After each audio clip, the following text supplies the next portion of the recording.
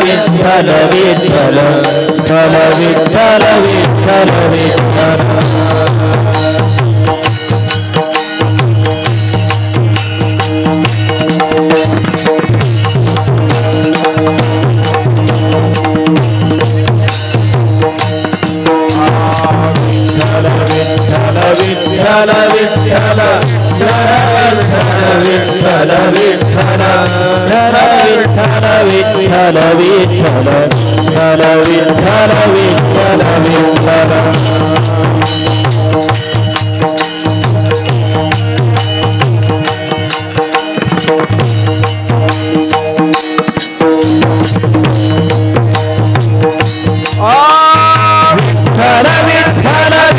विठ्ठल विठ्ठल विठ्ठल विठ्ठल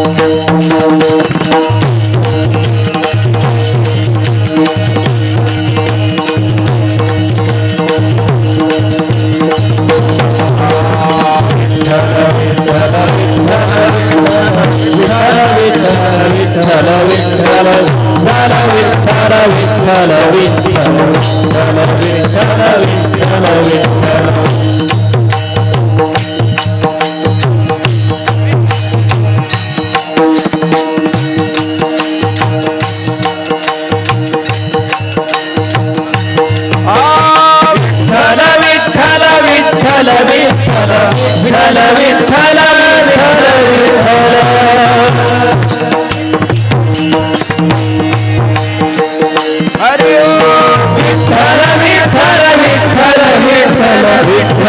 विठ्ठल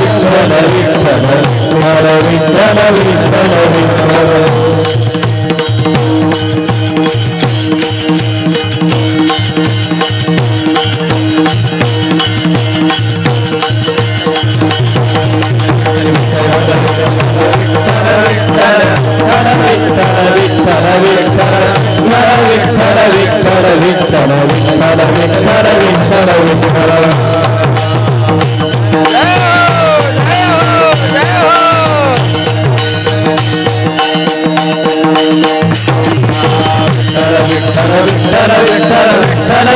विठ्ठल विठ्ठल विठ्ठल विठ्ठल विठ्ठल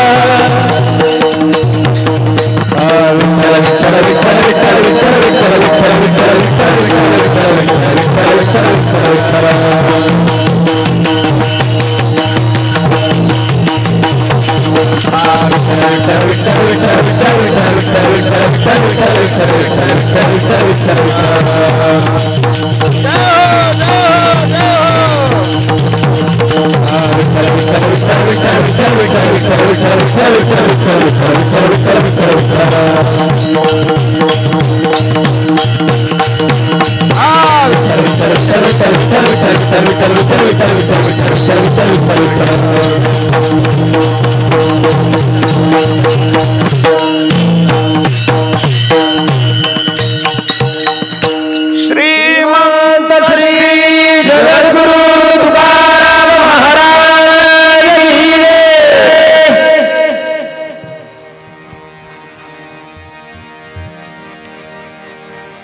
चौधरीनं ते 6 रुपये नेलेले आहेत आणि एवढा 1.5 किलोचा तांब्या भरून आणलं महाराज तूप. तुकाराम महाराज म्हणतात एवढंच तो पाहिलं तेवढ्या पैशाचं? हो म्हटले आमच्याकडं लय स्वस्त आहे तो. गावाचं नाव नाही सांगणार मी, तुम्ही तिथून तूप येऊन इकडं येऊन एक साल, मला नाही माहिती ते गावाचं नाव. लय स्वस्त आहे म्हणे तूप. बरं झालंय, असं करा, भात शिजलेला आहे, तूप आलेलं आहे, बसा ना आमच्या पंक्तीला. भगवंतानी सांगितलं वा अलभ्य लाभ. शंकर पाहतात वा रे अलभ्य लाभ, म्हणजे माझ्या मंदिर इथं येऊन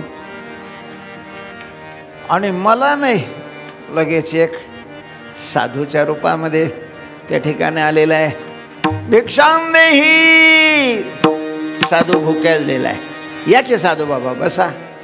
चौधरी पांडुरंग, भगवान शंकर, तुकोबर आहे महाराज. सगळ्यांना ती खिचडी वाढलेली आहे, त्याच्यावर तूप टाकलेलं आहे, जेवण वगैरे झालेलं आहे, पैसे जमा झाले होते. तुकोबर आहे निघालेले आहेत देहूला. तर बाजारातच एकाने तुकाराम महाराजांना हेरलं होतं. येडच आहे महाराज. त्यांनी पितळाचं कडं घेतलं आणि त्याला सोन्याचं पालिश केलं. गाठलं बुवा रस्त्यात. बाबा खूप श्रीमंती आमच्या पूर्वजाची होती, पण दिवस पालटले, दुष्काळात काही राहिलं नाही, बँकेचं दुसऱ्याचं कर्ज आहे, जप्ती आलेली आहे, पैसे जर नाही भरले तर घरादारावर जप्ती येणार आहे. घरातलं काही विकता येईना गेले राजरोसपणे. लोक म्हणतील यांच्या पूर्वजांनी मिळवलं आणि हे दलिंदर पांढऱ्या पायाचे घरातलं विकायला लागलेले. काय करावं महाराज, हे घेता का तुम्ही? कडं दाखवलं त्याने. ते म्हणे बाबा एवढे पैसे नाही माझ्याजवळ बा, आता हे मिरच्या विकलेले एवढे पैसे. ते म्हणे तेवढे आता द्या, नंतर बाकीचे द्या. त्याला दिलं महाराज ते कडं आणि घेतले सगळे पैसे. याने बी घातले त्याच्या पदरात. आता देव तरी काय करणार? देहोत आले. देहोत तुकाराम महाराज मिरच्या विकून आले म्हटल्याबरोबर सगळे सावकार जमा झालेले आहेत. काय आणलं महाराज?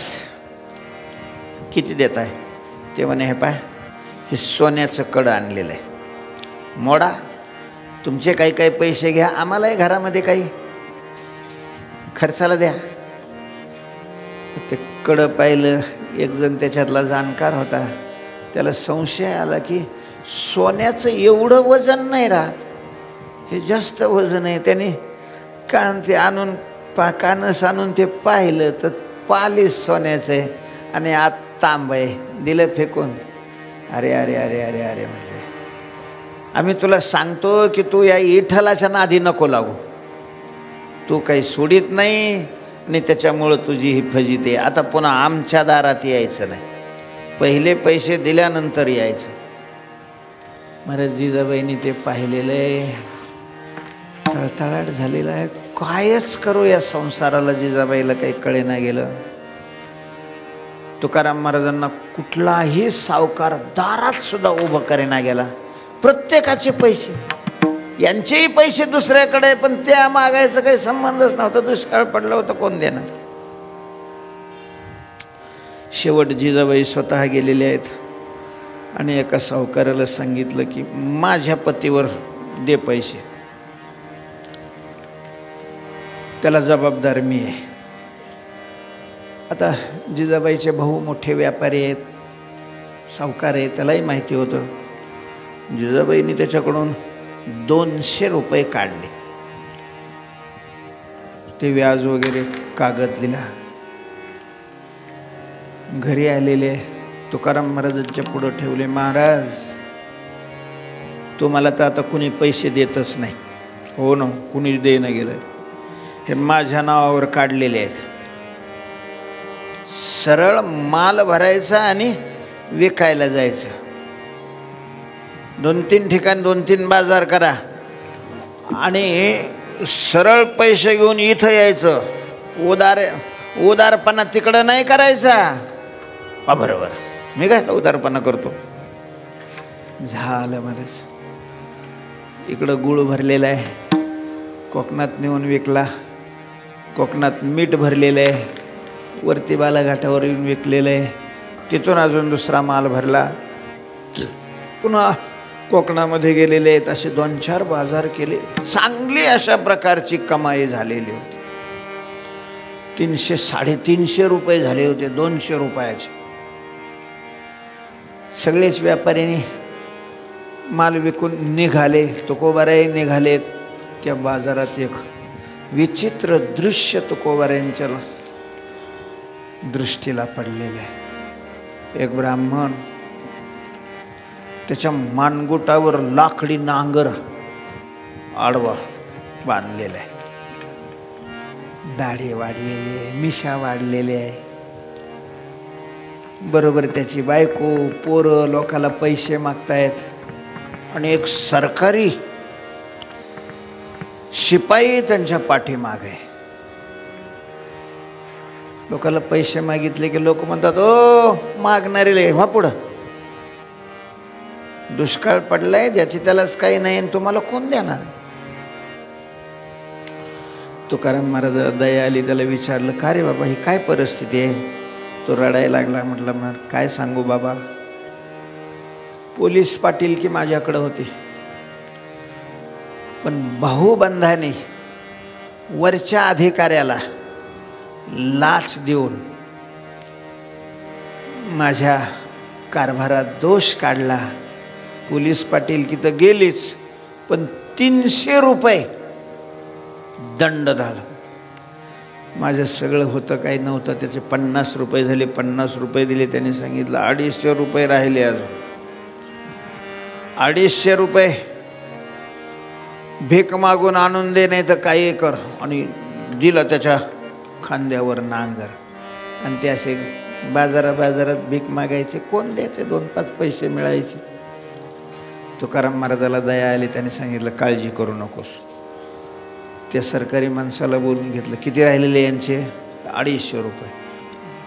काढले ना 250 रुपये. 250 रुपये दिले त्याला. तिथं जाऊन त्याची पावती वगैरे घेतली, पैसे मिळालेचे. न्हाव्याला बोलवलं. त्याचे सगळे केस वगैरे कापलेले आहेत. कितीतरी दिवसापासून उपाशी होते. पुन्हा उरलेल्या पैशाची शिदा सामुग्री घेतलेली आहे. स्वयंपाक केला. अजून 5-10 ब्राह्मण बोलावले आणि पुरणपोळीचा स्वयंपाक त्यांना खाऊ घातला. दक्षिणा दिली. पुन्हा त्या ब्राह्मणाने आशीर्वाद दिला, बाबा पांडुरंग तुझ्यावर कृपा करेल. बस म्हटले, मला हेच लागतं, दुसरं काहीच लागत नाही. ते निघून गेल्यानंतर मग तुकाराम महाराजांच्या समोर जिजाबाईचा चेहरा आला. जिजाबाईंनी पैसे दिले होते. येताना ताकीद दिलेली होती की जर पैशाची तुम्ही दुसरी विल्हेवाट लावली तर माझ्याशी गाठ आहे. तुम्हाला माहिती आहे माझा स्वभाव. हा माहिती. तुकाराम महाराज घरी जावाच वाटाणा गेला. तिकडंच लबडे महाराजांचा सप्ताह होता, तिकडे जाऊन बसले तुकाराम. गावाकडे गेलेच नाही. भगवंताने विचार केला, माझं स्वरूप मानून यांनी सेवा केलेली आहे. तुकाराम महाराजांचं रूप घेतलं आणि ज्या सावकाराकडून जिजामाऊलींनी पैसे काढलेले होते त्या सावकाराचे व्याजासह पैसे दिले. पैसे मिळाल्याची पावती अशा प्रकारची त्याच्याकडून लिहून घेतली आणि पुन्हा त्याच्याकडं 5 होन दिले आणि सांगितलं की ही पावती आणि होन जिजीला नेऊन द्या. ते म्हणे तुम्ही द्या की. मला लय भीती वाटते तिची. ती म्हणेल इतक्या दिवसात गेलाय, एवढे पैसे घेऊन गेलाय आणि एवढेच पैसे आणले का. बरं म्हटले मी देतो. आता सावकाराला काय, पैसे त्याचे आले होते, व्याज मिळालेलं होतं. तो ते पावती आणि होन घेऊन गेला. जिजाबाईच्या हातात ठेवलं. तो कुठं गेला? ते म्हणे तुम्हाला घाबरतात. हा घाबरतो. बसला असेल त्या काळ्याच्या देवळात भजन करत. ते व्यापारी गावात आले, ज्यांच्या समोर तुकाराम महाराजांनी ही उधळपट्टी केलेली होती. त्यांना कळालं की सावकाराचे पैसे तर तुकाराम महाराजांनी भरले. ते म्हणे कसं शक्य आहे, तुकाराम महाराजांजवळ पैसेच कुठं होते, आमच्या देखत त्यांनी पैसे अशा प्रकारचे केले. तुकाराम महाराज तर काही आलेलेच नव्हते. समाजामध्ये वेगवेगळे अशा प्रकारचा प्रतिवाद. बहुतेक देवाने भरले की काय, कशाचे देवाने भरले. जिजाबावलीने आपली पत राखण्याकरता भावाकडून आणून भरले आणि लोकाला सांगितलं तुकाराम महाराजांनी भरले म्हणून. लोकांचं काय महाराज, कोणी काही.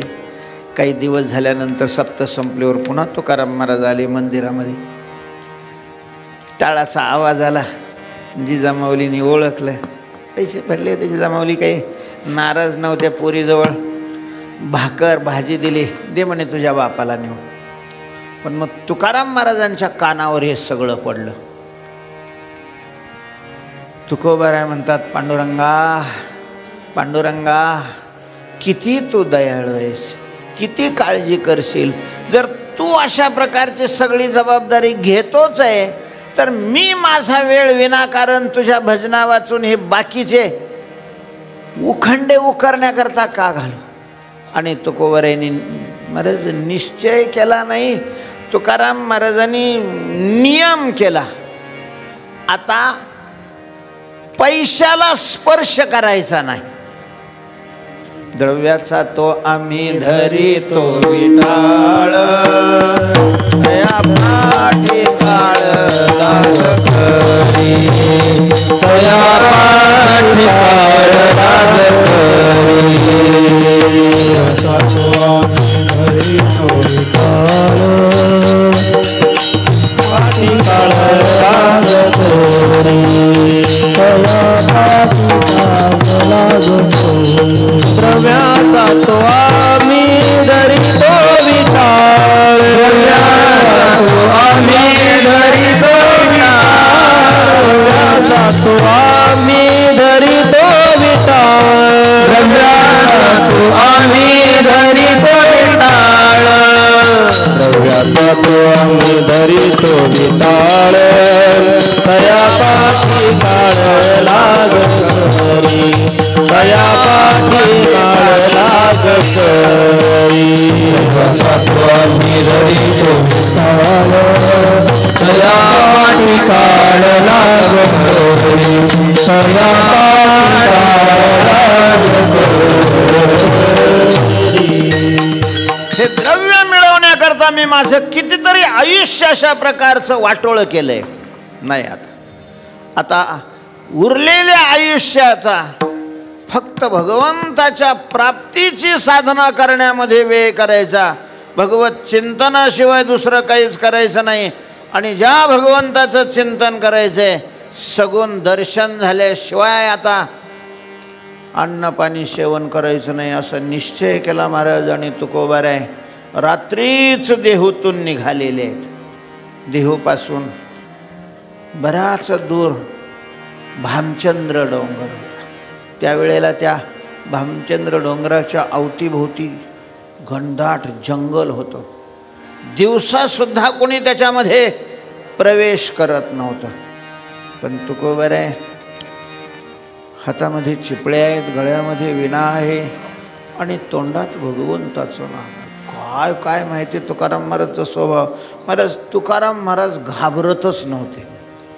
भीती नावाची वस्तूच तुकोबारायांच्या अंतःकरणात आमा भय चिंता नाही धाक, जन्म मरण काही एक, झाला इहलोकी परलोक, आले सकळीक वैकुंठ.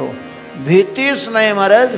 तुकोबारायांनी लिहिलेले काही काही अभंग आता स्पष्ट म्हणायचं किंवा त्याच्यावर विवेचन करायला भीती वाटते. याचं जर स्पष्टीकरण केलं तर त्याचा परिणाम समाजामध्ये काय होईल. आणि त्या काळामध्ये महाराज तुकाराम महाराजांनी ते अभंग लिहिले होते. घाबरतच नव्हते तुकाराम. गेलेले आहेत त्या भामचंद्राच्या मध्य एक खोली विवरे कोरलेली कोरीव अशा प्रकारचं बस तुकाराम महाराज तिथं जाऊन बसलेले आहेत. निश्चय केला देहम पातयामी वा कार्यम साधयामी. एकतर देह पडेल नाहीतर पांडुरंग भेटेल. तिसरा अशा प्रकारचं नाही. आणि तुकोबरेने डोळे झाकून घेतलेले आहेत, मांडी घातलेली आहे आणि भगवंताचा धावा करायला सुरुवात केलेली आहे. नामचिंतन केलेलं आहे. तुकोबरे आळवू लागलेले आहेत, देवा मला भजन कसं करावं काही कळत नाही, तुझं ध्यान कसं करावं हे माहिती नाही, देवा माझ्याकडून ही साधना करून घे अशी प्रार्थना करू लागलेले आहेत. नामचिंतन करू लागलेले आहेत. टाहो अशा प्रकारचा फोडलेला आहे. विठोबार कुमाई विठोबार कुमाई विठोबार कुमाई विठोबार कुमाई.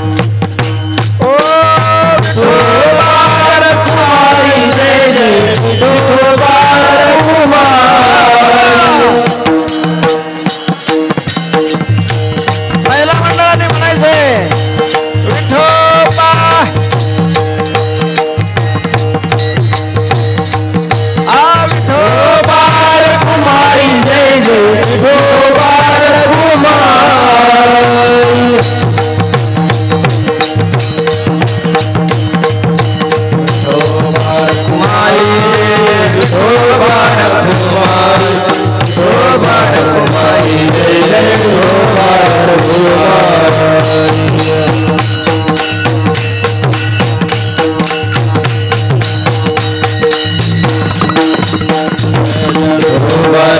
जय शोभार कुमारी शोभार कुमारी जय जय शोभार कुमारी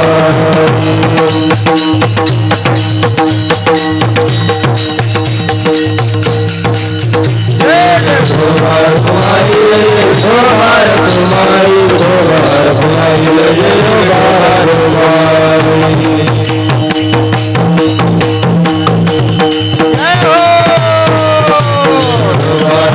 जय जय शोभार कुमारी शोभार कुमारी जय जय शोभार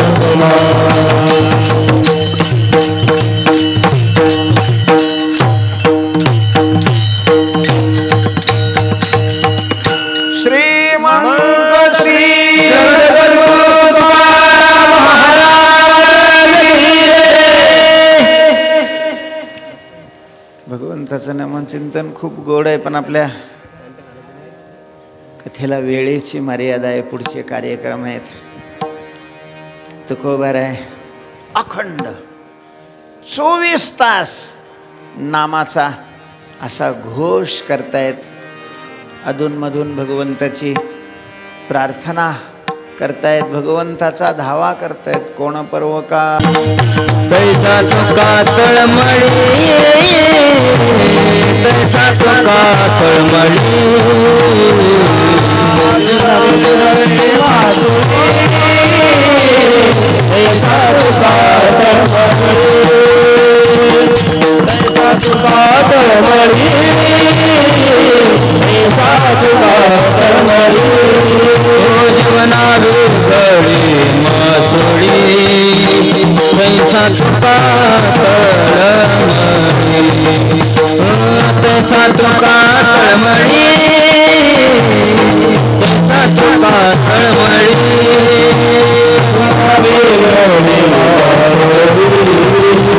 तैसा तुका तैसा तुका तळमळी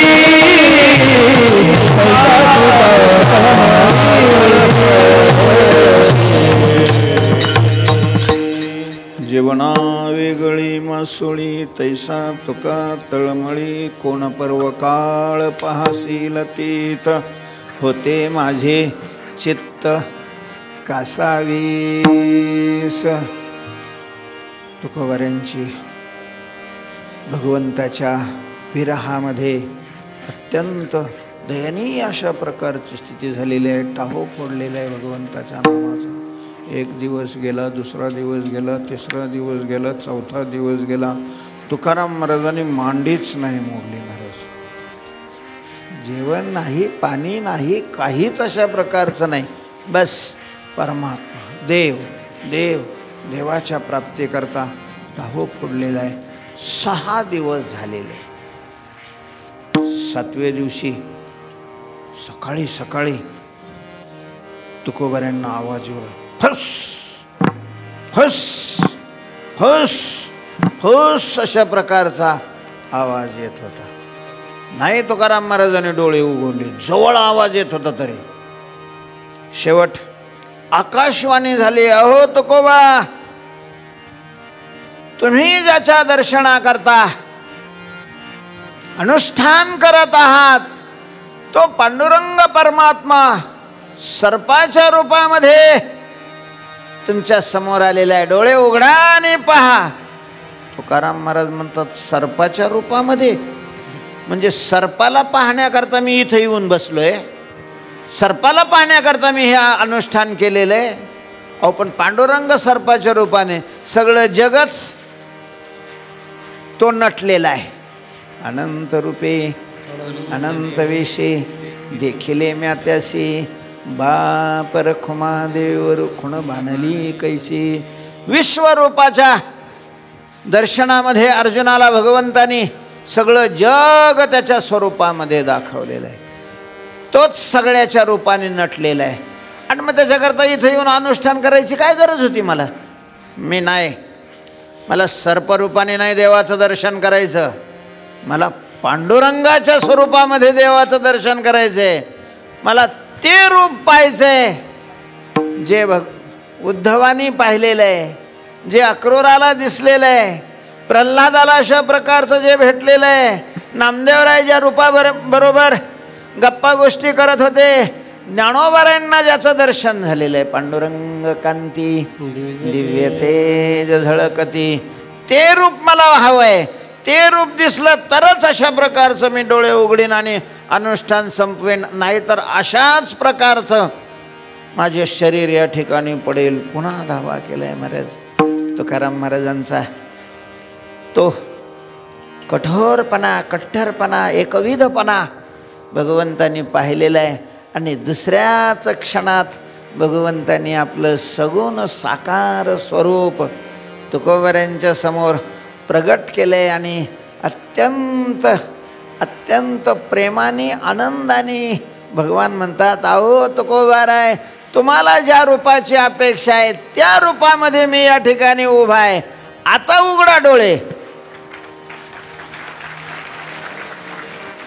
महाराज तुकोबारायांनी डोळे उघडलेले आहेत आणि समोर पाहिलेले राजस सुकुमार मदनाचा पुतळा, रवी शशी कळा लोपलिया, कस्तुरी मळवट चंदनाची उटी, रुळे माळ कंठी वैजयंती, मुकुट कुंडले श्रीमुख शोभले, असं भगवंताचं त्रैलोक्याला लाजवील असं रूप समोर उभं आहे. तुकोबारायांना खूप आनंद झाला. तुकोबारायांनी पहिलं साष्टांग दंडवत अशा प्रकारचे घातलेले आहेत भगवंताच्या चरणावर.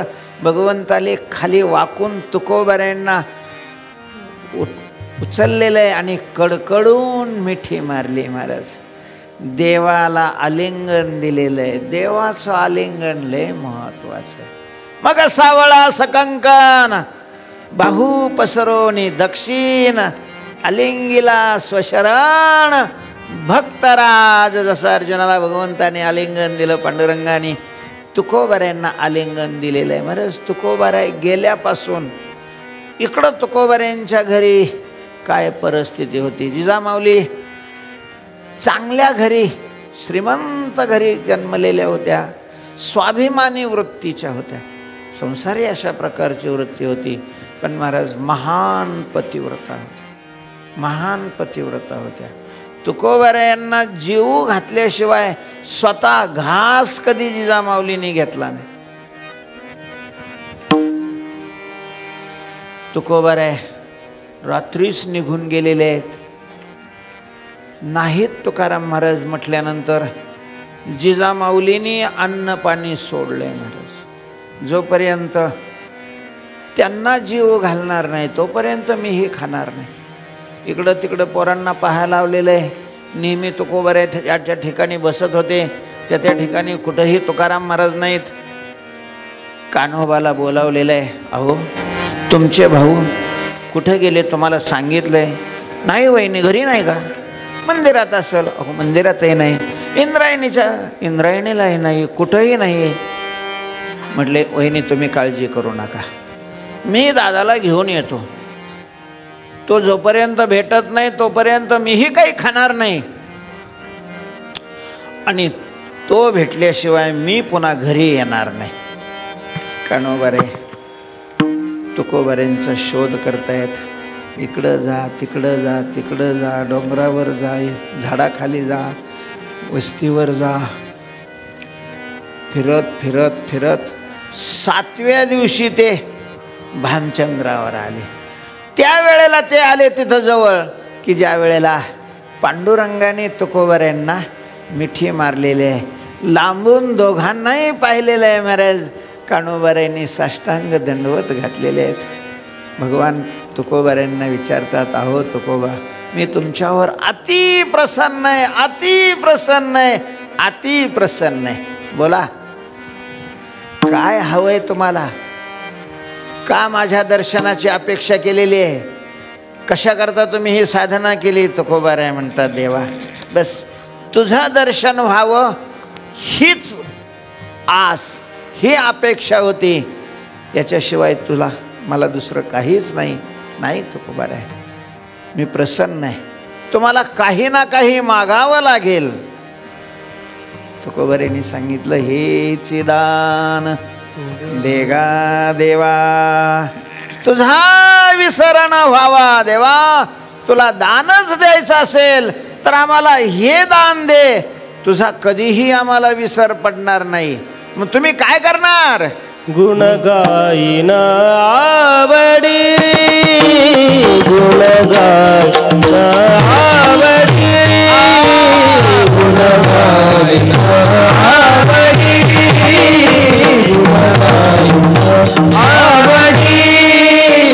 गुण गाईन आवडी, गुण गाईन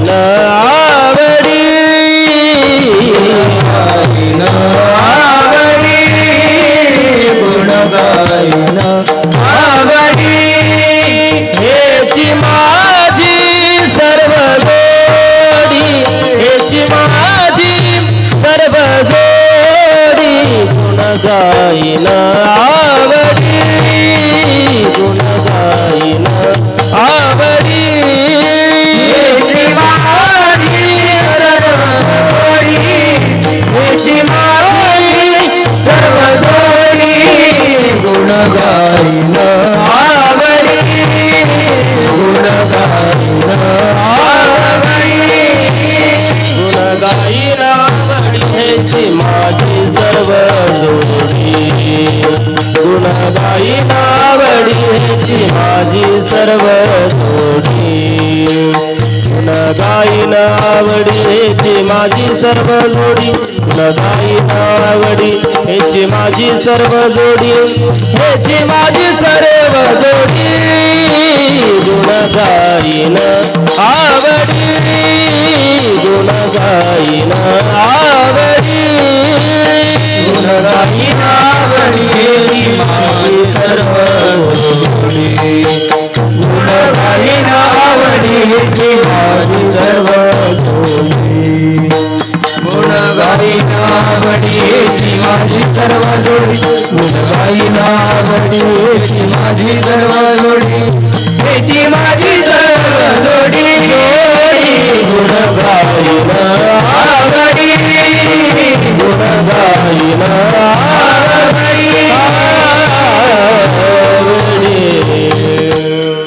गुणगायीन आवडी भगवंतानी ततस्थ म्हटलेलं आहे. भगवान अंतर्धान पावलेले आहेत आणि मग कान्होबाराय धावलेले आहेत. तुकोबारायांच्या पायाला मिठी मारलेली आहे. तुकोबारायांनी पाहिलेलं आहे, कान्हा आलेलं आहे. अरे कान्होबा तू कधी आला, उठ. कान्होबारायाला आलिंगन दिलं. ले दादा चला घरी, लवकर चला. तुम्ही आल्यापासून वहिनीनी अन्न तर नाही पण पाण्याचा अशा प्रकारचा थेंब तोंडात टाकलेला नाही. ज्या कामाकरता तुकोबाराय आलेले होते, तुकोबारायांचं ते कार्य पूर्ण झालेलं होतं. आणि मग कान्होबारायाबरोबर तुकोबाराय देहूकडं आलेले आहेत. इंद्रायणीचं स्नान केलेलं आहे. 7 दिवसाचा उपवास होता.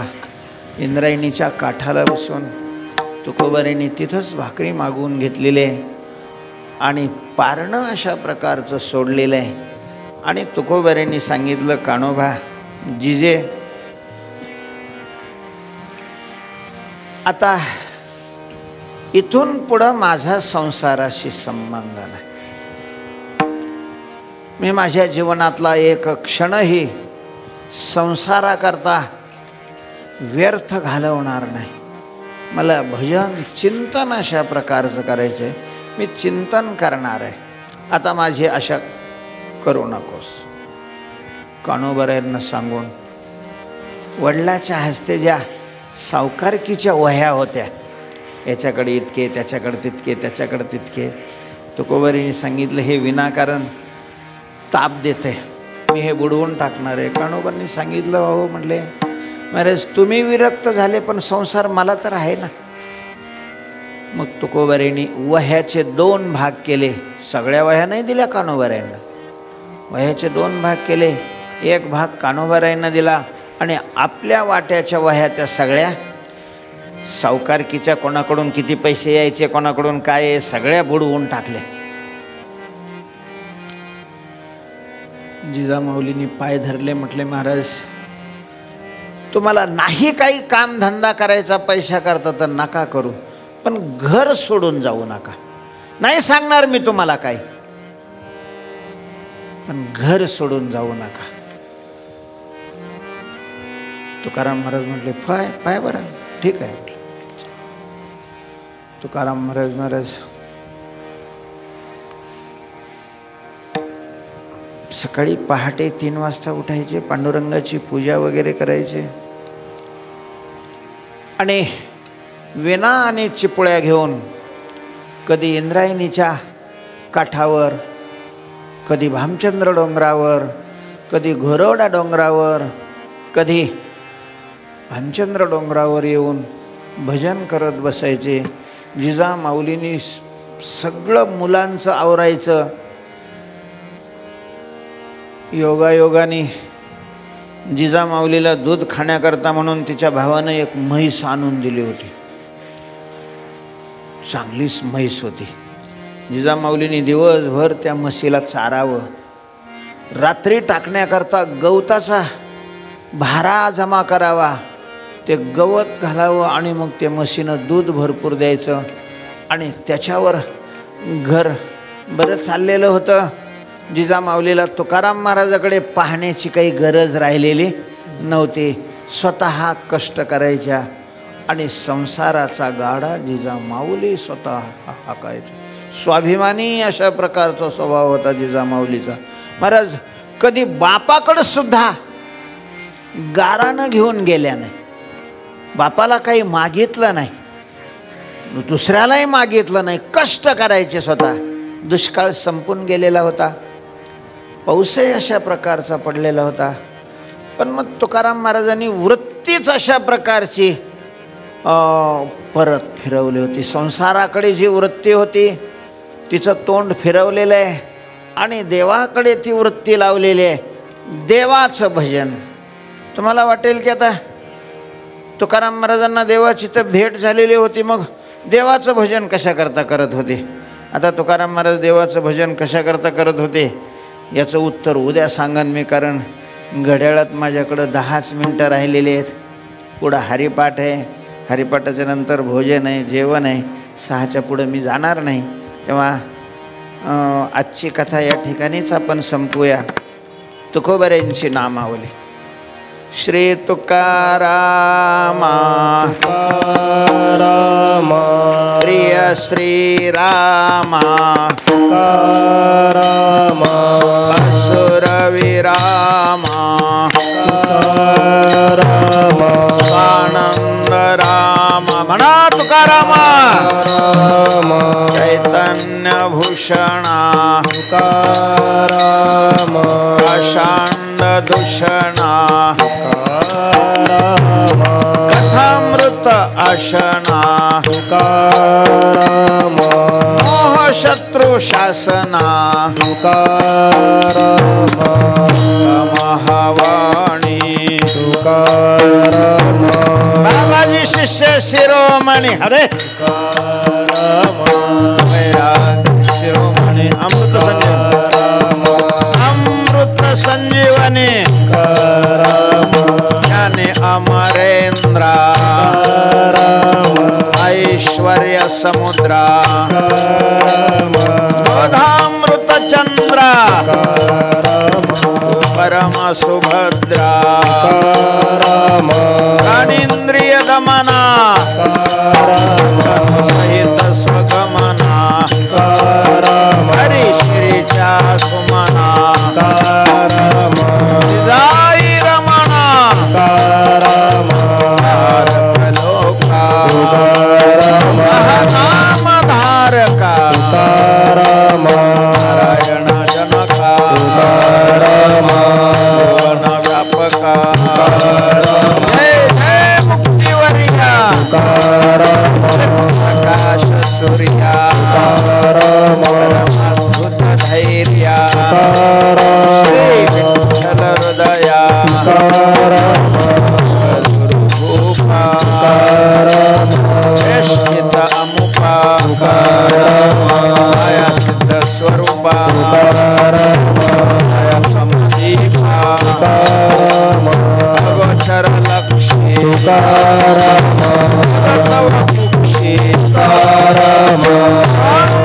साक्षी देवगुण पक्षी मती नरगंजन मनरंजन भय भंजन निरंजन ब्रह्मचित संज्ञा अद्भुत प्राज्ञा सर्वकला सुज्ञा यज्ञ वंद्यवाज्ञा तत्वज्ञा भैराज्ञा त्रैलोक्य कृतज्ञा धरत अज्ञा षड ऋतु संहारीत्या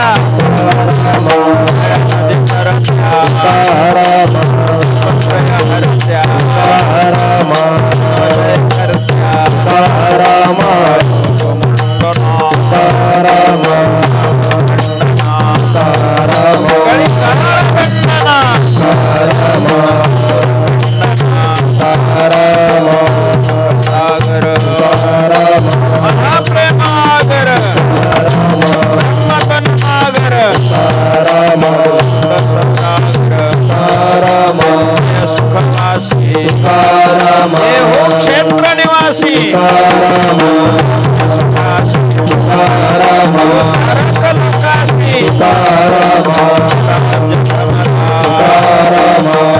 महामरा जय कुमारा पामरा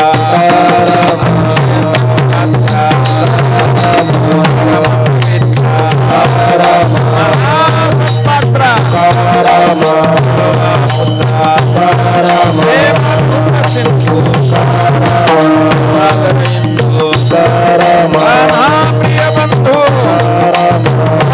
साधु